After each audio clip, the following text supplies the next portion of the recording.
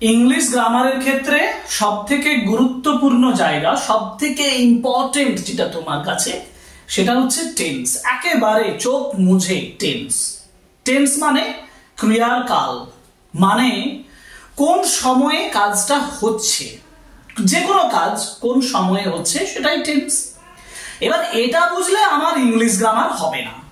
মূল কথা, আমি যদি টেন্স বলতে ক্রিয়ার কাল আমি জানি, কিন্তু জেনেই আমার কি হয়, যদি আমি ইংলিশে সেন্টেন্স টেন্স অনুযায়ী প্রিপারেশন বা তৈরি করতেই না পারি, বা কোন সেন্টেন্সে মানে কোনটা কোন টেন্সে বলা আছে সেটা যদি বুঝতেই না পারি, আমার বলার ক্ষেত্রে বলো, শোনার ক্ষেত্রে বলো, লেখার ক্ষেত্রে বলো, জানার ক্ষেত্রে বলো, ইংলিশে টেন্স শেখাটা অত্যন্ত জরুরি বিষয়। আর টেন্স যদি আমি শিখে যাই তাহলে বলার ক্ষেত্রে, লেখার ক্ষেত্রে দারুণ প্রোগ্রেস হবে আমার। এটা একেবারে নিঃসন্দেহে বিষয়, কারণ টেন্সটা হচ্ছে আমার ইংলিশ লার্নিং এর একেবারে একেবারে কেন্দ্রীয় জায়গায় রয়েছে। তো আমরা আলোচনা করব আজকে টেন্স ইংলিশ গ্রামার লার্নিং। আমার ক্লাসের, আমার যে গ্রামার কোর্স, তাতে এই ক্লাসটা তোমরা শুরু করছো এবং এটা হচ্ছে টেন্সের শুরু। আমরা কমপ্লিট টেন্স আলোচনা করব, টেন্সের নেগেটিভ সেন্টেন্স, কোয়েশ্চেন সেন্টেন্স, সমস্ত ধরনের সেন্টেন্স তৈরি করে দেখাবো। ওভারঅল এই ক্লাসগুলো পরপর আসবে। যদি ক্লাসগুলো করে নাও, তোমার ইংলিশে ধারণা একেবারে একটা মজবুত জায়গায় যাবে, এটা গ্যারান্টি আমি দিতে পারি। আর সেটা যদি না হয়, যদি তোমার মনে হয় ক্লাস ভালো লাগেনি, তাহলে স্কিপ করে চলে যাও, দরকার নেই ক্লাস করার। ঠিক আছে? ওকে, আমরা শুরু করছি টেন্স।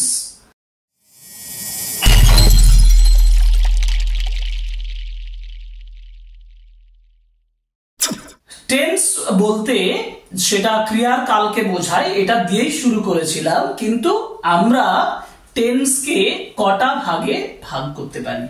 মানে টেন্সকে ভাগ করা হয় তিনটে ভাগে। একটা হচ্ছে প্রেজেন্ট টেন্স, একটা হচ্ছে পাস্ট টেন্স, আর একটা হচ্ছে ফিউচার টেন্স। প্রেজেন্ট টেন্স কাকে বলে? প্রেজেন্ট টেন্সের বাংলা মানে হলো বর্তমান কাল। আর বর্তমান কাল মানে এখন, এখন যে ঘটনাটা ঘটে বা ঘটছে বা ঘটেছে, সেইটাকেই বলা হয় প্রেজেন্ট টেন্স। অর্থাৎ এটাকে বাংলায় বলা হয় বর্তমান। যখন অতীতে কোনো ঘটনা ঘটেছিল তখন সেটাকে আমরা বলি পাস্ট টেন্স।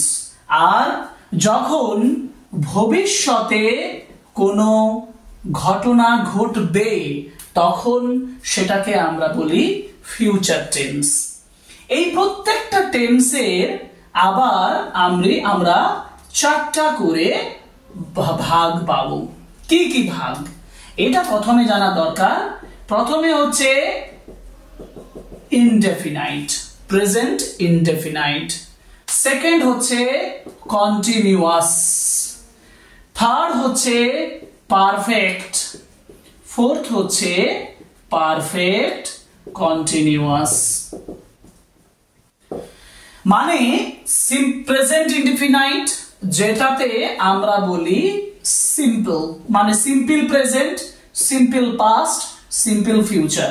মানে present indefinite, past indefinite, future indefinite. Present continuous, past continuous, future continuous. Present perfect, past perfect, future perfect. Present perfect continuous, past perfect continuous, future perfect continuous. ঠিক আছে? এবার প্রত্যেকটা, মানে এই যে চারটে করে আমরা তাহলে তিনটে পেলাম, 3 into 4 is equal to 12। এই 12টা পার্ট পাবো। এই 12টা পার্টের 12 ধরনের এবং বিভিন্ন এক্সেপশনাল নিয়ম আছে। সেই নিয়মগুলো আমাদের জানা দরকার। আমরা করব কি? আমরা রুলস জানবো, আমরা ট্রান্সলেশন করব, আমরা সেন্টেন্স ফরমেশন করব, নেগেটিভ সেন্টেন্স তৈরি করব, অ্যাফার্মেটিভ সেন্টেন্স তৈরি করব, আমরা ইন্টারোগেটিভ প্রশ্ন তৈরি করব, সমস্ত ধরনের সেন্টেন্স তৈরি করব এবং আমরা একটা ইংরেজি শেখার ক্ষেত্রে একটা গুরুত্বপূর্ণ ধাপ এগিয়ে চলে যাব। ঠিক আছে? আমরা শুরু করছি আজকে সেটা কোনটা দিয়ে? সেটা হচ্ছে present simple.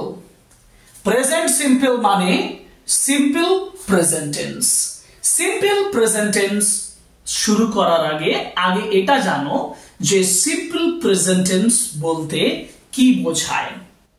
Simple present tense মানে কি, মানে আমি কখন কোন সেন্টেন্সটাকে সিম্পল প্রেজেন্টে আছে বলে বুঝতে পারবো, সেই বিষয়টা দিয়ে শুরু করি। সিম্পল প্রেজেন্ট টেন্স বা প্রেজেন্ট ইনডেফিনাইট। আচ্ছা, ধরো আমি তোমাকে একটা কথা বললাম, আমি খাই, আমি যাই, আমি বই পড়ি, আমি এই কাজ করি, তুমি পড়াশোনা করো, সে সেখানে যায় না। সে কি তোমাকে এই কথা বলে? সে কি খুব ভালো পড়াশোনা করে? প্রত্যেকটা কথা যেগুলো আমি বললাম সেগুলো দেখো দুটো জিনিসকে বোঝায়। একটা হচ্ছে ডেইলি রুটিন, যেটাকে আমরা বলি নিয়মিত অভ্যেস বা হ্যাবিট।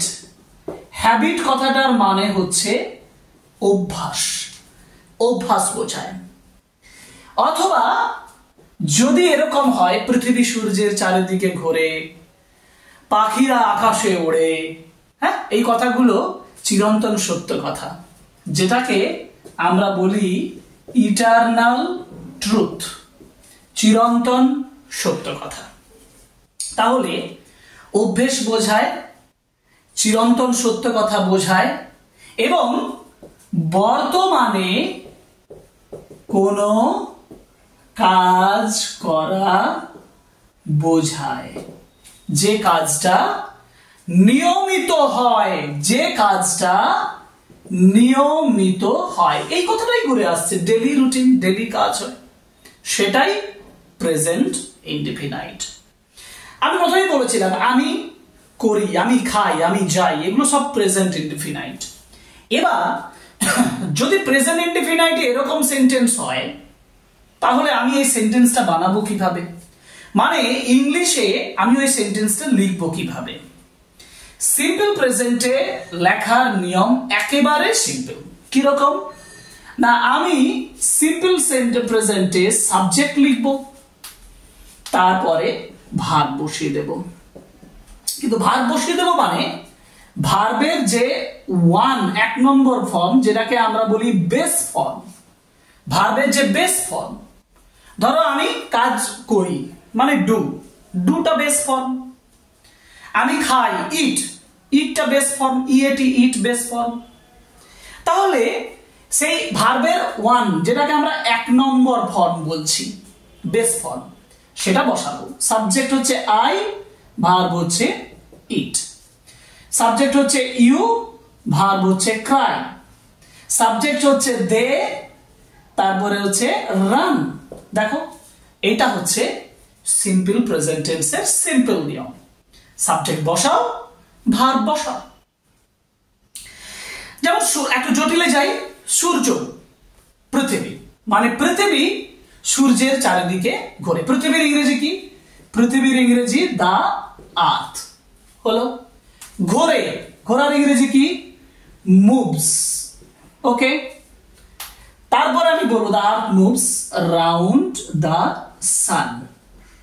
ঠিক লিখেছেন? ওকে। কিন্তু খটকা হচ্ছে, আপনি এখানে বলে দিলেন সাবজেক্ট বসাও, ভার্ব বসাও। তো সাবজেক্ট বসানোর ভার্ব কোথায় বসালাম? এস বাই এস যোগ করে দিয়েছি যে। এই ব্যাপারটা জানতে হবে।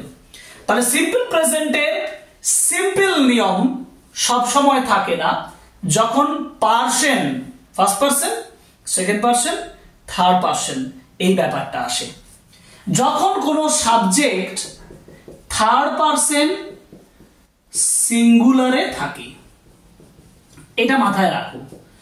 যখন কোনো সাবজেক্ট থার্ড পার্সন সিঙ্গুলার নাম্বারে থাকে, এই যে দা আর্থ, এটা থার্ড পার্সন সিঙ্গুলার নাম্বার। যেমন he, she, third person singular number. যে কোনো নাম, রাম, সাম, যে কোনো নাম থার্ড পার্সন সিঙ্গুলার নাম্বার। এক্ষেত্রে কি হয়? ভার্বের সঙ্গে এস বা ইএস যোগ হয়। Rule number 1, rule number 2। Rule number 1, subject বসাও ভার্ব বসাও, থার্ড পারসন সিঙ্গুলার নাম্বার বাদে। থার্ড পারসন সিঙ্গুলার নাম্বার হয়ে গেলেই ভার্বের সঙ্গে এস বা ইএস যোগ করো। আই প্লে ফুটবল, এই নিয়ম মতো হি প্লেজ ফুটবল। এইগুলো হচ্ছে সিম্পল প্রেজেন্ট টেন্সের নিয়ম। বুঝতে পেরেছো? এইখানটায় আরেকটা বিষয় বলে রাখি, তারপরে আমি অন্য পার্টে যাব। সেটা হচ্ছে যে এই দুটো রুলস, আমি একটা ডেইলি রুটিন বলেছি আর একটা ইটারনাল ট্রুথ বলেছি। আরেকটা যদি খুব নিয়ার ফিউচার, মানে ফিউচারিটিটাকে খুব ক্লোজ ফিউচার, এইটি একটু মাথায় রাখবে। ক্লোজ ফিউচার যদি বোঝায় তখনও সিম্পল প্রেজেন্টে হয়। কিরকম? যেমন our school opens tomorrow. Our school opens tomorrow. দেখো our school third person singular number, ভার্বের সঙ্গে কি যোগ করলাম? এস যোগ করলাম, লিখলাম কি? টুমরো। ঠিক আছে? I will go, I will না করে I shall go if he comes. দেখো ইফ হি কামস, যদি সে আসে, আই শ্যাল গো। এই ক্লোজ ফিউচারকে বোঝাতেও আমরা ব্যবহার করে থাকি প্রেজেন্ট ইনফিনাইট বা সিম্পল প্রেজেন্ট। আমি দুটো রুলস বলেছি। একটা রুলস কি বলেছি? রুলস নাম্বার 1 এ বলেছি সাবজেক্ট বসাও ভার্ব বসাও। রুল নাম্বার 2 তে বলেছি থার্ড পারসন সিঙ্গুলার নাম্বার হলে সাবজেক্ট বসানোর পরে ভার্বের সঙ্গে এস বা ইএস যোগ করো। আর এইগুলো যেগুলো সেন্টেন্স তৈরি করেছি এগুলো সমস্ত হচ্ছে অ্যাফার্মেটিভ। অ্যাফার্মেটিভ মানে হচ্ছে হ্যাঁ সূচক, হ্যাঁ সূচক বাক্য। এবার আমাকে শিখতে হবে তাহলে না সূচক বাক্য। তাহলে আমাকে না সূচক বাক্য শিখতে হবে। তাহলে না সূচক বাক্য কিভাবে হবে? আবার শিখতে হবে প্রশ্নবোধক বাক্য। সিম্পল প্রেজেন্টের সিম্পল ডিক্লারেটিভ অ্যাসার্টিভ সেন্টেন্স যেগুলো পেলাম সেগুলো আমি বলে দিলাম। এবার আমরা যাব এই অ্যাসার্টিভ সেন্টেন্স গুলোকে নেগেটিভে পরিণত করার পদ্ধতিতে। নেগেটিভে পরিণত কিভাবে করব?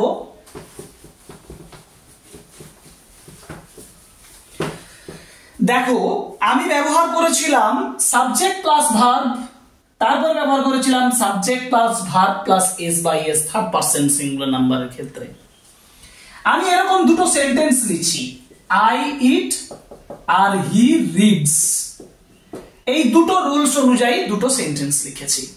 আমাকে কি করতে হবে? নেগেটিভ সেন্টেন্স তৈরি করতে হবে। কিভাবে করব?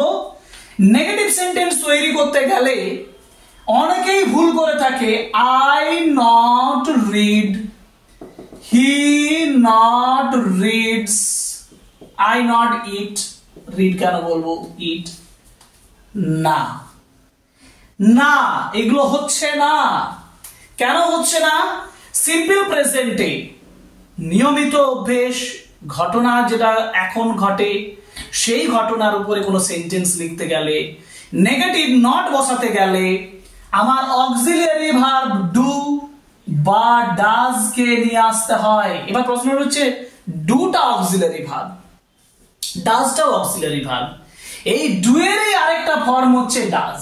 এই ডু এরই আরেকটা ফর্ম হচ্ছে ডাজ। হচ্ছে কি হবে সেটাও বোঝানো। আগে এই ডুটা দেখো, ডু কার পরে বসে? ওই যে বললাম first person, second person, third person. আর third person plural, third person singular নয়। থার্ড পারসন প্লুরাল হলে ডু বসে, থার্ড পারসন সিঙ্গুলার হলেই ডাজ বসে। কি বলেছিলাম? থার্ড পারসন সিঙ্গুলার হলে ভার্বের সঙ্গে এস বাই এস যোগ হবে।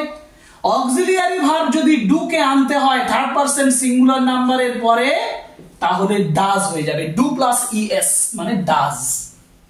অতএব আই নট ইট নয়, এখানে হবে আই ডু নট ইট। আর হি নট রিডস নয়, হি ডাজ নট রিড। আর রিডস নয়, কারণ রিডের এসটা চলে এসছে কার কাছে? ডাজ এর কাছে। আবার বলছি রুল নাম্বার 3 এটাই, যে নেগেটিভ কোশ্চেন করতে গেলে, নেগেটিভ করতে গেলে তোমাকে ডু অক্সিলারি ভার্বকে নিয়ে আসতে হবে। থার্ড পারসন সিঙ্গুলার নাম্বারের ক্ষেত্রে ডু এর সঙ্গে ভার্বের যে এস বাই এস এর যে ভারটা ওজনটা সেটা কমিয়ে দিয়ে সেটাকে নিয়ে আসবে কোথায়, ওই ডু এর সঙ্গে মিশিয়ে দেবে, ডাজ করে দেবে, আর ভার্বটাকে বেস ফর্মে নিয়ে যাবে। এক্সাম্পল বলি, my father it's a banana daily. এই দেখো, my father third person singular number, কি করলাম, ইট করলাম প্লাস এস যোগ করলাম। নেগেটিভ সেন্টেন্স তৈরি করতে গেলেই করতে হবে মাই ফাদার ডাজ নট ইট। কিভাবে এলো, অক্সিলারি ভার্ব ডু এনেছি, এই যেখানে দেখো ইটস এস বাই এস, এটার ভার্বটা এখানে দিয়ে দিয়েছি, মানে ইএস করে দিয়েছি, তারপরে এইখানে ভার্বটা এর ওজনটা কমিয়ে দিয়েছি, অতএব মাই ফাদার ডাজ নট ইট।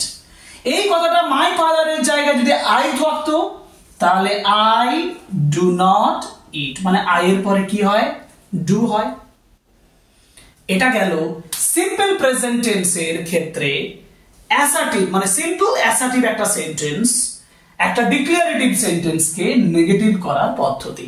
আমি এখনো পর্যন্ত তোমাকে বলিনি যে একটা সিম্পল প্রেজেন্টে ইন্টারোগেটিভ সেন্টেন্সকে কিভাবে নেগেটিভ করব। রুল নাম্বার 3 আলোচনা করেছি, এবার আমি আলোচনা করব রুল নাম্বার 3 এর পরে রুল নাম্বার 4, মানে হচ্ছে ইন্টারোগেটিভ সেন্টেন্স প্রিপারেশন। মানে সিম্পল প্রেজেন্টে ইন্টারোগেটিভ সেন্টেন্স কিভাবে করব।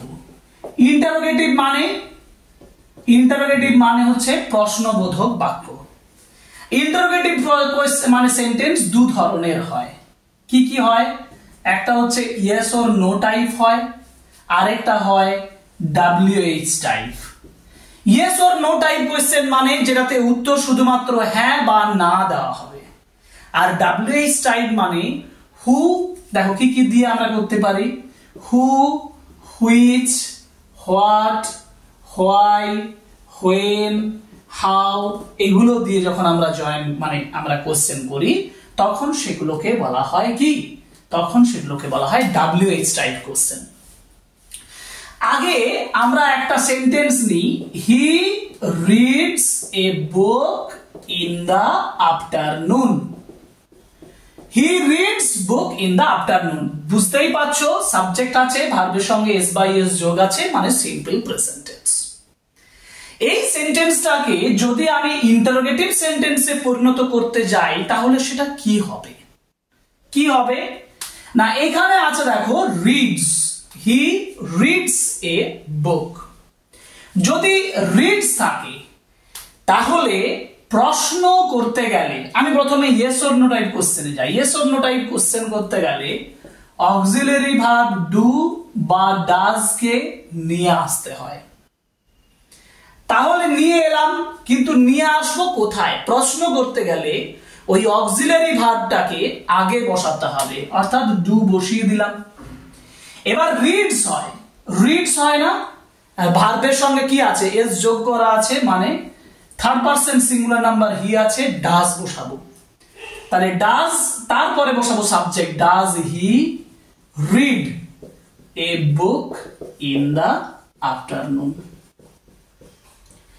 এইটা হচ্ছে তোমার ইন্টারোগেটিভ হয়ে গেল, যেটা আমি করলাম yes or no type question. এবার ধরো প্রশ্নের উত্তর হবে এ বুক, তাহলে প্রশ্ন কি দিয়ে করব, হোয়াট দিয়ে করব। তাহলে হোয়াট দিয়ে যদি প্রশ্ন করি, what does he read in the afternoon, উত্তর বেরোচ্ছে এ বুকটা, ওই জন্য আমি আর এই বুকটা লিখছি না, আমি কি বসালাম, হোয়াট। WH কোশ্চেনের ক্ষেত্রে কি করতে হয়, তাহলে হোয়াটটা বসাতে হয়, মানে WH ওয়ার্ডটা বসাতে হয়, তারপরে ওই অক্সিলারি ভার্ব ডু বা ডাজ বসাতে হয়, তারপরে সাবজেক্ট বসাতে হয়, তারপরে ভার্বের বেস ফর্ম বসাতে হয়। রুল নাম্বার 4 ইন্টারোগেটিভ সেন্টেন্সের ক্ষেত্রে যখন yes or no type question করি আমরা, তখন অক্সিলারি ভার্ব ডু বা ডাজ বসাই, তারপরে সাবজেক্ট বসাই, তারপরে ভার্বের 1 নম্বর ফর্ম বসাই, তারপরে যা যা আছে সেগুলো আমরা বসাই। যখন WH টাইপ কোশ্চেন করি তখন WH টাইপ ওয়ার্ডটা প্রথমে বসাই, তারপরে ডু বা ডাজ, এটা কিন্তু মনে রাখতে হবে যে অক্সিলারি ভার্ব ডু বা ডাজ কে আনতে হবে WH ওয়ার্ডটার পরে। সেই অক্সিলারি ভার্বটা বসানোর পরে আমি সাবজেক্ট বসাবো, তারপরে ভার্বের 1 নম্বর ফর্ম বসাবো, মানে বেস ফর্মটা বসাবো। আমি দুটো এক্সাম্পল দিয়ে দিই, কিন্তু এই দুটো ধরনের সেন্টেন্স, এই যে আমি ইন্টারোগেটিভ সেন্টেন্স তৈরি করলাম, নেগেটিভ সেন্টেন্স তৈরি করলাম, এগুলো আমরা রুল দিয়ে আলোচনা করলাম, ঠিক আছে? মানে যেভাবে rule number 1, rule number 2, rule number 3 এবং রুল নাম্বার 4, এই 4টা রুল আমি এখানে আলোচনা করলাম, যেগুলো তোমার simple sentence, simple present tense বোঝার জন্য কাজে লাগবে। এবার আমি দুটো এক্সাম্পল বলে দিই। যেমন আগে আমি একটা ডিক্লারেটিভ সেন্টেন্স লিখি, যেমন Ranu sings a song in the field, মাঠে, তাই না? ধরো এটাকে আমি প্রশ্ন করব, তাহলে yes or no type question করতে গেলে যেহেতু Ranu third person singular number, তাহলে আমি আনবো does Ranu sing a song in the field, হয়ে গেল কোশ্চেন মার্ক। দেখো রুলস অনুযায়ী আমি এনেছি। এবার এটা ধরো আমি প্রশ্ন করব কোথায়, হোয়ার দিয়ে করব, তাহলে where does Ranu sing a song, দেখো এখানে আমি WH কোশ্চেন করলাম। এই হচ্ছে সম্পূর্ণ সিম্পল প্রেজেন্ট টেন্স। এবার আমি এইটা রুলস অনুযায়ী বোঝালাম। এবার আমি তোমাদেরকে এক্সারসাইজ দেব।